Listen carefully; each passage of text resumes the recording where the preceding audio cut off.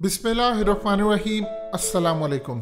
अफ़गानिस्तान की सूरत हाल इस वक्त पेचीदा होती जा रही है और जो बड़ी डेवलपमेंट सामने आई है, हकीकत टीवी आपको जो खबर ब्रेक करने जा रहा है ये बहुत बड़ी खबर है। अफ़गानिस्तान के अंदर अफ़गान आर्मी के हेलीकॉप्टर्स जो बेसिकली इंडिया ने प्रोवाइड किए हैं अफ़गान आर्मी को, वो इंडियन पायलट्स अफ़गानिस्तान में अफ़गान एयरफोर्स की वर्दियां पहनकर उड़ा रहे हैं और अफ़गान तालिबान के ऊपर हमले कर रहे हैं। ये अब तक की सबसे बड़ी डेवलपमेंट है। देखिए, पिछले काफ़ी अरसे से आप जानते हैं कि बगराम एयरबेस में CIA के मातहत रॉ ने और अहम ऑफिसर्स ये ट्रेनिंग वहाँ लेते रहे, काम करते रहे, दाइश को कंट्रोल करते रहे। इसके अलावा बहुत सारे मामलात के अंदर इन्होंने अफ़गान हुकूमत को अपने एयरक्राफ्ट जितने भी थे इंडिया ने वो गिफ्ट भी किए।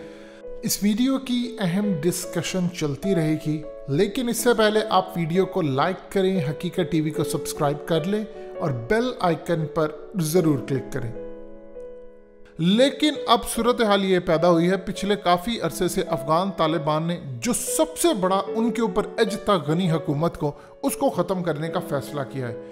एज कुछ इस तरह है कि अफ़गान हुकूमत के जो पायलट थे, अफ़गान तालिबान ने उनको चुन चुन कर मारा है। उससे फ़ायदा ये उनको हुआ है कि उनकी एयरफोर्स के पास कैपेबिलिटी नहीं रही कि वो अफ़गान तालिबान के ख़िलाफ़ स्ट्राइक कर सके, क्योंकि ग्राउंड पर तो उनको बड़ी तबाही हो रही है और इस वक्त अफ़गान तालिबान ने अपने भी ड्रोन्स उड़ाने शुरू किए हैं मारने के लिए। लेकिन इस वक्त सूरत हाल ये पैदा हुई है कि गनी हुकूमत ने इंडिया को कहा, उन्होंने अपने पायलट्स भेजे हैं यहाँ पर और वो अफ़गान हुकूमत को दिए गए जो हेलीकॉप्टर्स हैं, जो इंडिया ने दिए हैं, जो अमेरिका ने दिए हैं, वो इस्तेमाल करके अफ़गान तालिबान पर इस वक्त स्ट्राइक कर रहे हैं, जिसमें अमेरिका की आशीर्वाद भी उनको शामिल है। और इस पूरे खेल के अंदर आप जानते हैं जिस तरह आरियाना हॉस्पिटल को उन्होंने तबाह किया है, इतना खूबसूरत हॉस्पिटल जो एमरजेंसी में यूज़ होता है। चूँकि अफ़गान तालिबान को पहले से इंटेलिजेंस इतला हो गई थी, लिहाजा उन्होंने उस वक्त अर्ली बहुत सारे जो मरीज थे उनको निकाल लिया, अमले को निकाल लिया। इससे जानी नुकसान तो होने से बच गया, लेकिन इससे ये नुकसान ज़रूर हुआ कि अस्पताल का पूरा स्ट्रक्चर बुरी तरह तबाह हो गया।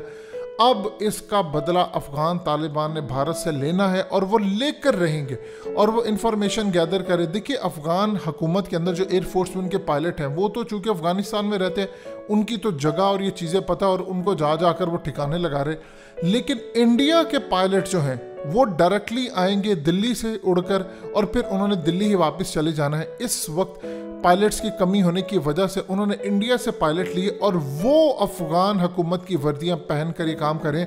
और मुआहदा उनके साथ ये हुआ है कि अगर किसी वजह से अफ़गान तालिबान का कोई मिसाइल, कोई चीज़ लगती है और वो हेलीकॉप्टर ये चीज़ तबाह होती है, पायलट तबाह होता है, तो उसने चूँकि वर्दी पहनी होती है अफ़गान एयरफोर्स की और कुछ उसको इस तरह का मेकओवर किया है कि वो पहचाना भी ना जाए, लेकिन अगर पकड़ा जाता है तो अफ़गान हुकूमत लाताल्लुकी का इजहार कर देगी और भारत भी लाताल्लुकी का इजहार कर देगा। हमारे लिए और अफ़गान तालिबान और चाइना के लिए सबसे बड़ा फ़ायदा ये हो सकता है कि कोई एक ऐसा हेलीकॉप्टर मिसाइल या किसी टेक्नोलॉजी से, लेज़र से या किसी से भी डायरेक्ट एनर्जी वेपन से मारकर गिराया जाए और उसमें इनका पायलट ज़ख्मी हो जाए लेकिन ज़िंदा पकड़ा जाए। फिर आप देखिएगा दुनिया में तमाशा क्या होता है और इसके चांसेस बहुत ज़्यादा हैं। इस वक्त सूरत हाल ये पैदा हुई है कि इंडिया ने रशिया को कहा है कि अफ़गान तालिबान रिलायबल नहीं है, आप इनसे दूर रहें, ये मुस्तकबिल में आपको भी नुकसान पहुँचाएंगे, हमें भी पहुंचाएंगे। और माजी में इन्होंने आपको तोड़ा है, अगर आप ये गलती करेंगे तो आप अपने आप को तबाही की तरफ लेकर जाएंगे। आपका झुकाव चाइना की तरफ है, पाकिस्तान की तरफ है, अफ़गान तालिबान की तरफ है। आप उनको फैसिलिटेट करके, उनके हाथ मजबूत करके इस पूरे खित्ते को बर्बादी की तरफ लेकर जा रहे हैं, जिस पर रशिया ने भारत को बड़ा मुंह तोड़ जवाब दिया और ये कहा है कि पाकिस्तान के साथ ताल्लुकात हो कुछ हो, हर मुल्क अपने मफाद और खित्ते की बेहतरी के लिए देखता है और हम भी यही काम कर रहे हैं। आप हमारे दोस्त हैं, लेकिन आपको परेशानी नहीं होनी चाहिए किसी सूरत के अगर हम किसी के साथ कोई ताल्लुक बनाते हैं और खित्ते के अमन के लिए।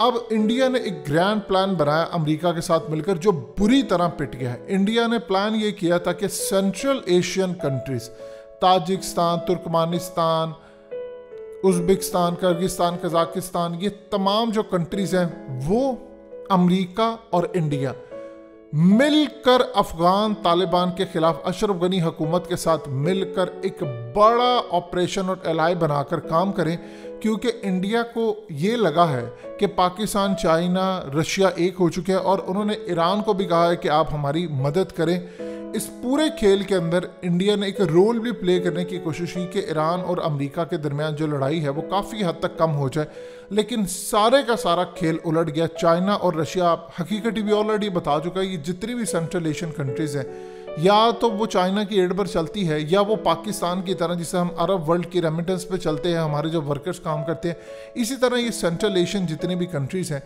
इनके असल में मामला था बड़े डिफरेंट। ये रशिया के साथ है और रशिया के साथ है, वहाँ पर इनके वर्कर्स काम करते हैं, इनकी जीडीपी का अच्छा खासा हिस्सा वहाँ से वर्कर्स को पैसा भेजते हैं, इसीलिए चलता है। बाकी चाइना एड देता है, रशिया देता है, यूँ इनका मुल्क चलता है। झुकाव उनका था अमेरिका की तरफ, लेकिन रशिया की पाबंदी की वजह से, और रशिया चूँकि उनके साथ है और आप जानते हैं उन्हीं का एक ये मुल्क हुआ करता था, टूट कर अलग हो गए सोवियत यूनियन में जब ये काम करते थे।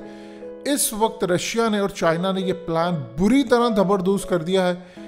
इंडिया ने फिरका वारियत फैलाने की कोशिश की और ईरान को कहा कि देखो, अफगान तालिबान वो अलग मकतबा फ़िक्र से हैं, तुम अलग हो, लिहाजा अगर वो हुकूमत पे आ गए तो तुम्हारी आइडेंटिटी को ख़तरा हो जाएगा, क्योंकि उम्मत मुस्लिमा में तुम्हारा मकतबा फ़िक्र कम है।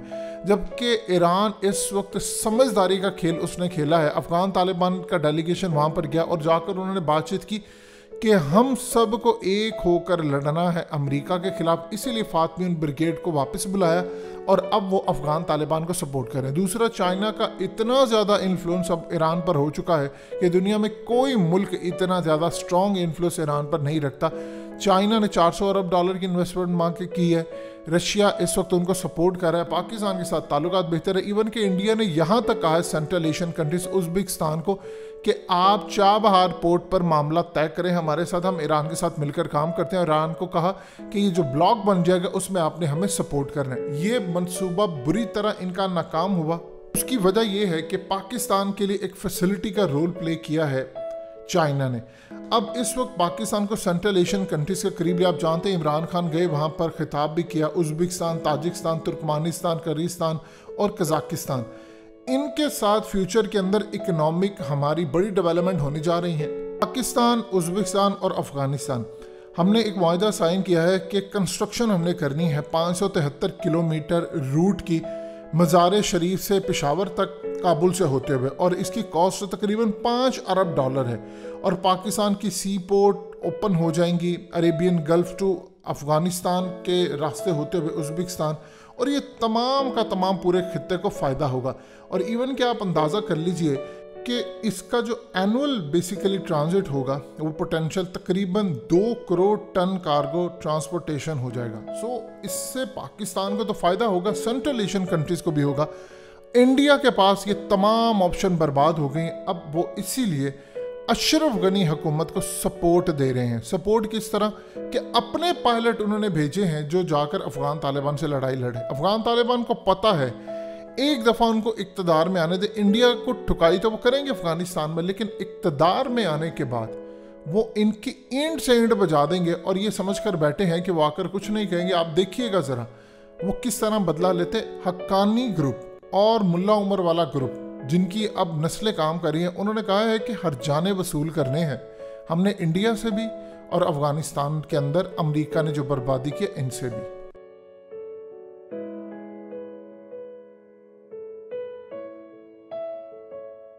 हकीकत टीवी को सब्सक्राइब करना मत भूलें, वीडियो को लाइक करें, शेयर करें और कमेंट सेक्शन में अपनी राय का इजहार ज़रूर करें।